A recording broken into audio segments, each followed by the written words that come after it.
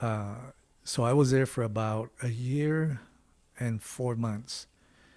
And, Union 636 back then. I think 636, look, I think they're still around, but they had a big downfall.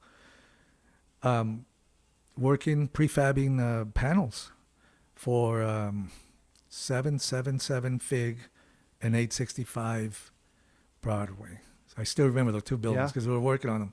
We were prefabbing panels to be crated and shipped out and hoisted into place.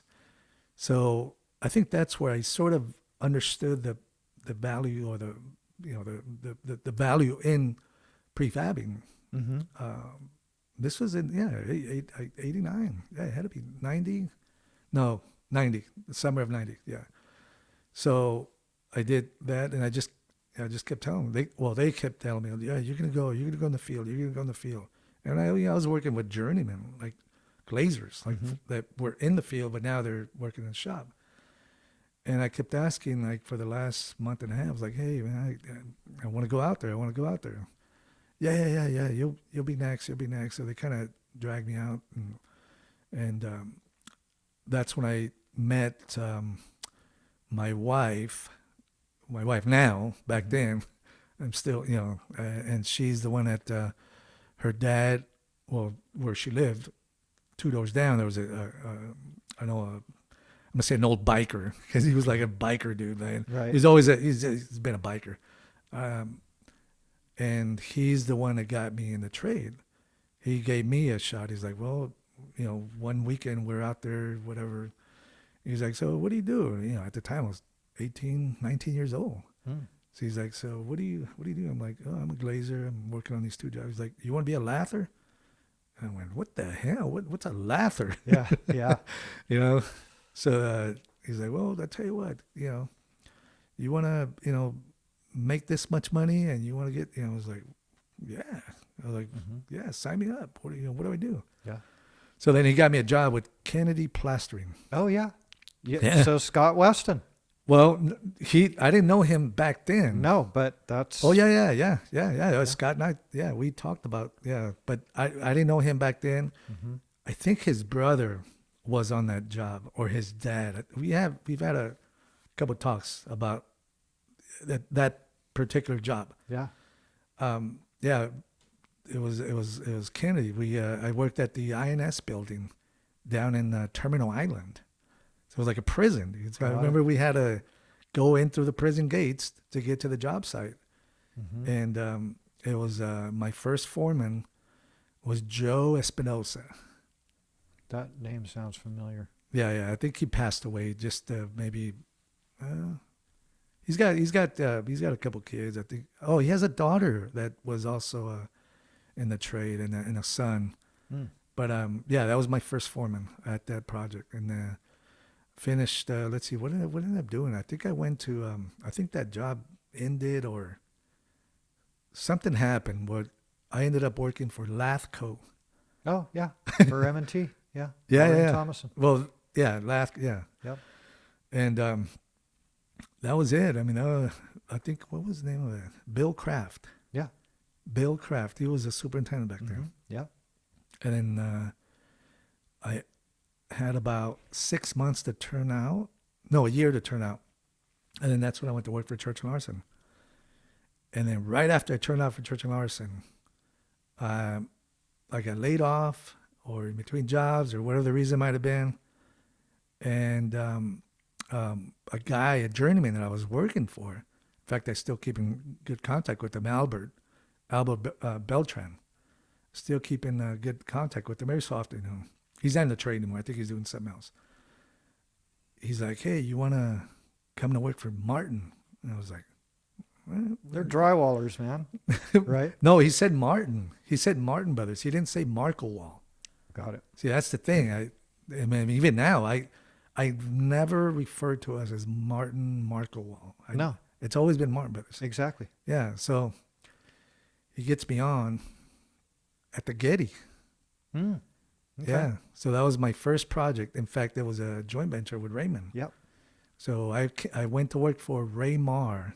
That was the name of the company. as a joint venture, Raymar. In fact, I still have a hard hat that Got says Raymar on it. Yeah. It's pretty cool. So I was there, but I was hired through Martin Brothers. So my employee number is still the same as back then. Got it. Most of the guys that worked there, they were issued a certain employee number for that project only. But I was able to hang on to mine because I was hired through Martin Brothers, I guess. Yeah. So I was there for 3.5 years. Wow. Almost the whole time. 3.5 years. Because that's No. How no, long it did took? that- No, that was a 7-year project. Is dude, that from how the, long? Yeah, Is that from right? the time they broke ground, it was Well, yeah, I know the yeah. Our duration, our when Rayman and when Berger was up there also. yeah. They did couple buildings or some over there, but we did galleries, and then we did the main rotunda, and Mm-hmm. I went to work there. I got hired on as a welder because I was already LA City certified. Got it. So I went, man, I welded for months. Yeah. Miles of Red clips. iron, just red iron, Mhm. old school. Yeah. And sure enough, man, little by little, I was given a little lead here, a little opportunity there, and I ended up being the last one there, and I ran the last job there because they added some restrooms in an area that was already furnished and built out, and so they, for some reason, I guess they were short of restrooms, so Mm-hmm. I ended up running that job. So I became a foreman up there Got it. for Martin. Yeah. Wow. Yeah, that was a hell of a project, man. Oh So, yeah. Did you deal with Pat Greeny up there? You remember? Yeah. Yeah. Well, So yeah. because he was working for Martin then. And Oh he yeah, was, yeah. He was a Yep. Yeah, I didn't deal with him directly because he was dealing with Ed LaGrue. Mhm. He's a, yeah. Yep. Oh, you remember Ed Oh LaGrue? yeah. Oh yeah. I supplied a shitload of material up there. Oh, good. Lots of Eastman, trim. Mike Eastman, Ed Yep, LaGrue. yep. Those are like my Mm-hmm. I guess you can call them. I don't know. I looked up to them, like they really took me under their wing and Mhm. gave me. In fact, I think Eastman. Eastman was the guy that told Robert at the time that, hey, this guy's good, man. Make him a foreman, or he's capable of. He's a running work, moneymaker. Yeah. So Yeah. that was then, man. That was my break. Good for you. Yeah, that was a monster project. Oh, yeah. I actually asked Mike Torres when he was on if he was on that project, and he missed that. He's younger than us. No. Here, I watched that, and he was there. Him and Tim Replico came to work for me at the Okay. very end, but Okay. it wasn't up. It wasn't up at the top of the hill. It was at the overpass, like the under. You drive under. Sure. We laughed that whole underside, and Mike and Tim came to work for me at the time. Got it. He's got to remember that. Yeah. No, It was when he first started. It was like his first week, first time that he that was his first job. I'm sure that he came. I think that was his very, very first job. Mhm. Him and Tim Replico. Yeah. You go to Fish Hard? No, you know what? I missed that. I've been. I don't know. It's been like, a few times where I was this close to going. Mm-hmm. Like, I had a, like, come on, dude, just come with me. Like, I have a, I got a trailer, it's just me and my son, come with us. So I kind of missed that. Now my son's 22, and Mm-hmm. I mean, I know you can still go, but it's not that I don't want to go, but it's just been something that I haven't been like gun ho, like, oh yeah, I want to go, let's go. Yeah. You're not into fishing. Exactly. Right. There you go. Yeah. Yeah, you said it. Hey, so who was your father-in-law working for then? No, it wasn't my father-in-law. It was my neighbor. My father-in-law's neighbor, Got it. Ed Jeske, old timer. You're talking about old time. Yeah. Ed Jeske. They used to call him Fast Eddie. Fast Eddie. Yeah, he Throwing was the he was a arms up. prankster, man. That guy he was nuts. Yeah. He was like an old biker, nuts, and then and then on top of that, he was a lather. So Got it. Got it. yeah, And he was working for Kennedy? he worked for no, he had made he was like 20 years into his career at the time. Got it. So he had plenty of connections. He knew people at Burger. He knew people at, Lathco. He knew people at Kennedy. So, it was a matter of picked up the phone and say, hey, I got this kid, talk to Joe, Yeah. Joe Espinosa, and say, I got this kid, he's got a brand new kid. He wants to, go out in the field. He's a glazer now, so sure enough, he was able to get me on. Got But, it. yeah. That's a trip. That's a trip. So Yeah. who got you into glazing? It was a job fair. It was a job fair that I attended as, I think I was 17 and a half, 18, almost out of high school. And I just happened to pick up a flyer at the place, and sure enough, called them, and they're like, yeah, we're hiring. It was like a minority thing. Maybe back then, I don't know if I don't remember being it as much as it is now, a requirement on a lot of the projects that we're doing. Yeah. But I have a feeling that that's what it was, because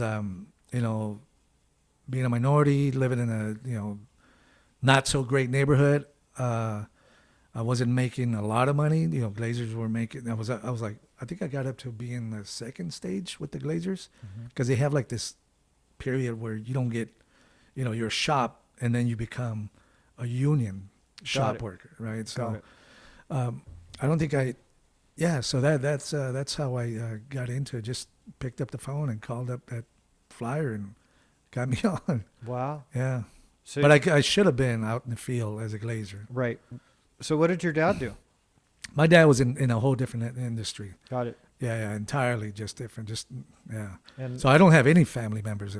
Well, I try to get some of my nephews in, and a few of them, they like one of them, a couple of them they made it, but they decided to, go and do something else.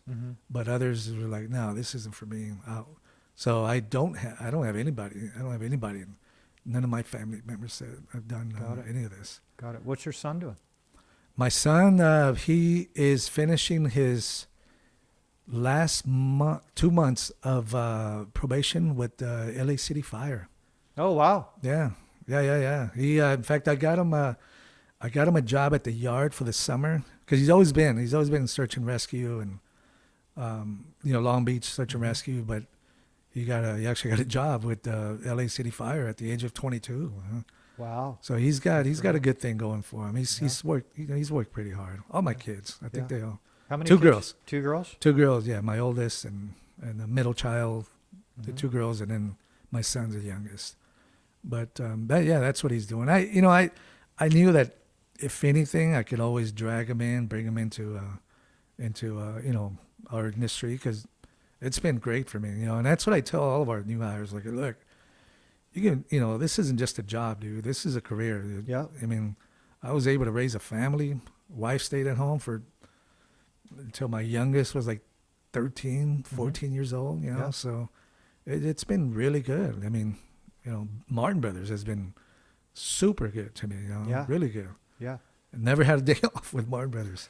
Well, so- you worked hard for them, and they taught you a lot of stuff, and it was a win-win for both you and them.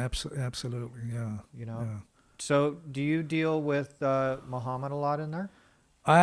No, because we talk, just how you doing, but I've never, like when he was an estimator, I never ran any of his jobs, because he did, I think, mainly like TI stuff. Got it. So I was always on the corn show projects. I see him like at Christmas parties, or just in the office when he comes in. But no, I don't. Got it. Mm-mm. Got it. Never had a close relationship with him or No, anything? I wouldn't. Just- I wouldn't just- consider it. I yeah. wouldn't consider it close. Are they going to send you out to Lucas? Boots on the ground to I don't know. I don't know. run that thing, because that's they're putting up the superstructure now, right?